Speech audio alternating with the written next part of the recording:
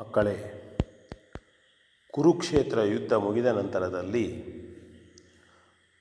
ಧರ್ಮರಾಜನಿಗೆ ಮಾನಸಿಕವಾಗಿ ಆಗಿರುವಂತಹ ಚಿಂತೆಯನ್ನು ಮನಗಂಡಂತಹ ವೇದವ್ಯಾಸ ಮುನಿಗಳು ಅಶ್ವಮೇಧ ಯಾಗವನ್ನು ಮಾಡುವುದಕ್ಕೆ ಸೂಚಿಸುತ್ತಾರೆ.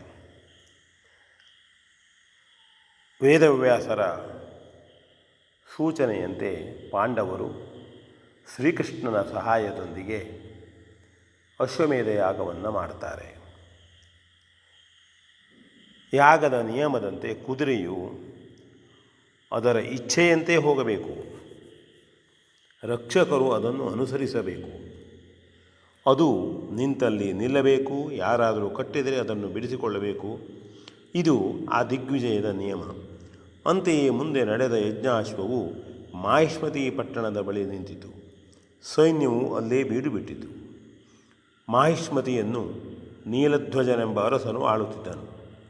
ಅವನಿಗೆ ಜ್ವಾಲೆ ಎಂಬ ತನ್ನ ಧರ್ಮಪತ್ನಿಯಲ್ಲಿ ಸ್ವಾಹ ಎಂಬ ಒಬ್ಬಳು ಮಗಳಿದ್ದಳು. ಅವಳನ್ನು ಅಗ್ನಿದೇವನು ಮದುವೆಯಾಗಿ ಅರಸನಿಗೆ ಸಂರಕ್ಷಕನಾಗಿದ್ದನು. ನೀಲಧ್ವಜನಿಗೆ ಪ್ರವೀರನೆಂಬ ಒಬ್ಬ ಮಗನೂ ಇದ್ದನು. ಅವನು ತನ್ನ ಮಡದಿಯಾದ ಮದನಮಂಜರಿಯೊಡನೆ ನಗರದ ಹೊರವಲಯದಲ್ಲಿ ಉದ್ಯಾನವನದ ಕೆರೆಯಲ್ಲಿ ಜಲಕ್ರೀಡೆಯಲ್ಲಿದ್ದಾಗ ಯಜ್ಞಾಶ್ವವು ಬಂದುದನ್ನು ದೂತಿಯರು ಅವನಿಗೆ ತಿಳಿಸಿದರು. ಪ್ರವೀರನು ಕುದುರೆಯನ್ನು ಹಿಡಿದು ತರಿಸಿ ಅದರ ಹಣೆಯ ಮೇಲಿದ್ದ ಲೇಖನವನ್ನು ಓದಿಕೊಂಡು ಕುದುರೆಯನ್ನು ಬಂಧಿಸಿದನು.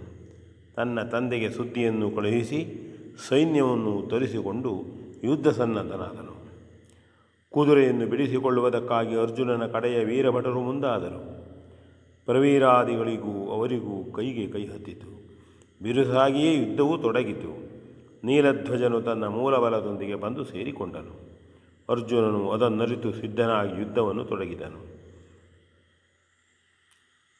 ಚಾಮಾರ್ಧದವರೆಗೆ ಅರ್ಜುನನಿಗೂ ನೀಲಧ್ವಜನಿಗೂ ಭಯಂಕರವಾದ ಯುದ್ಧವಾಗಿ ನೀಲಧ್ವಜನು ಹಿಮ್ಮೆಟ್ಟತೊಡಗಿದನು. ಆದರೆ ಆಗಲೇ ಅವನು ಅಗ್ನಿಯನ್ನು ಪ್ರಾರ್ಥಿಸಿಕೊಂಡುದರಿಂದ ಯಜ್ಞೇಶ್ವರನು ಕಣ್ಣಿಗೆ ಕಾಣಿಸಿಕೊಳ್ಳದೆ ಪಾಂಡವ ಸೈನ್ಯವನ್ನು ತನ್ನ ಪ್ರಭಾವವನ್ನು ಬೀರಿಯೇ ಹಿಂಸಿಸತೊಡಗಿದನು. ಅನಿರೀಕ್ಷಿತವಾದ ಉರಿಯ ಬೇಗೆಯನ್ನು ಸಹಿಸಲಾರದೆ ಪಾಂಡವ ಸೈನ್ಯವು ತತ್ತರಿಸತೊಡಗಿತು. ಅರ್ಜುನನು ವಿಸ್ಮಿತನಾದನು. ಆದರೂ ಅವನು ಎದೆಗುಂದದೆ ತನ್ನ ಧನುರ್ಬಾಣಗಳನ್ನು ರಥದ ಮೇಲಿಟ್ಟು ಸದ್ಭಕ್ತಿಯಿಂದ ವೈಶ್ವಾನರನ್ನು ಪ್ರಾರ್ಥಿಸತೊಡಗಿದನು.